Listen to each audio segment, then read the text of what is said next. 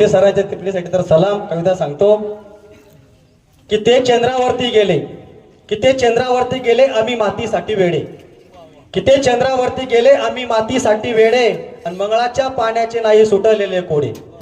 ते चंद्रावरती गेले आम्ही मातीसाठी वेडे, मंगळाच्या पाण्याचे नाही सुटलेले कोडे.